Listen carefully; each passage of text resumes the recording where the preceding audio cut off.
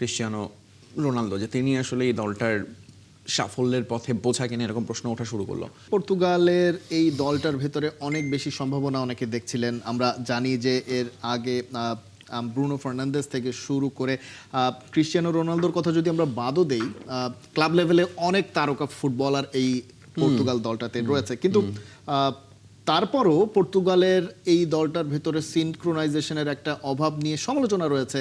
রোনালদোর সঙ্গে বাকিদের বোঝাপড়া, সেটা নিয়ে একটা সমালোচনা রয়েছে।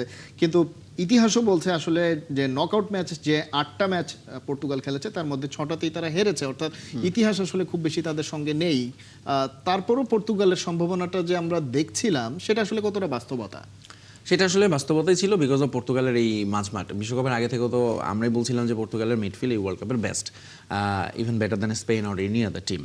মুশকিলটা হলো যে তারা প্রথম ম্যাচে যখন কঙ্গোর সঙ্গে বেশ স্ট্রাগল করলো, এবং তখন আসলে বোঝা গেল এই দলটার আসলে প্রবলেমটা কোথায়। মেইন প্রবলেম হয়ে দাঁড়ালো তখন ক্রিশ্চিয়ানো রোনালদো যে তিনি আসলে এই দলটার সাফল্যের পথে বোঝা কিনা এরকম প্রশ্ন ওঠা শুরু করলো। কিন্তু রোনালদো সেটা আসলে পরের ম্যাচে উজবেকিস্তানের সঙ্গে অফকোর্স পর্তুগাল এবং তিনি পারফর্ম করেছেন।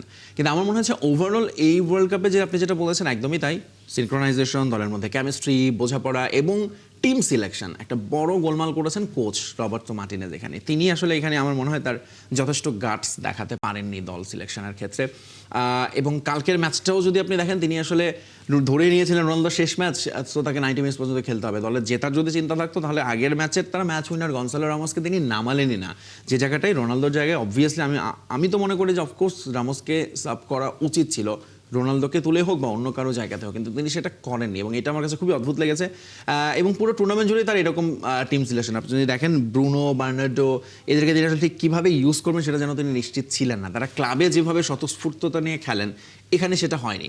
এবং যদি একটা টিমের মধ্যে ধরুন ব্রুনোর সঙ্গে লেটসে রোনালদোর কোনো পার্সোনাল ক্ল্যাশও থাকে, কে কীভাবে কথা বলবে, সেটা কীভাবে দূর করবে মাঠে, সেটা যেন বোঝা না যায়, সেটার কাজটা নিশ্চিত করার দায়িত্ব ছিল কোচের, এবং এক্ষেত্রে কোচ পুরোপুরি ফেল হয়েছে। এবং of course football is a coaches game, এবং রবার্টো মার্টিনেজ তিনিও জানেন যে তিনি আগেই বলেছিলেন এটি দ্য লাস্ট বিশ্বকাপ, মানে বিশ্বকাপের পর তিনি চলে যাবেন দায়িত্ব ছেড়ে। ফলে তিনিও আমার কাছে মনে হয়েছে খুব বেশি আর দায়বদ্ধতা বোধ করেননি, তিনি খুব সেফ খেলেছেন যে আচ্ছা রোনালদো হচ্ছে এই দলটার বড় তারকা, ওকে খেলালে আমার বাকিদের মুখ বন্ধ হবে, এবং তিনি সেটাই করে গেছেন পুরো টুর্নামেন্ট জুড়ে।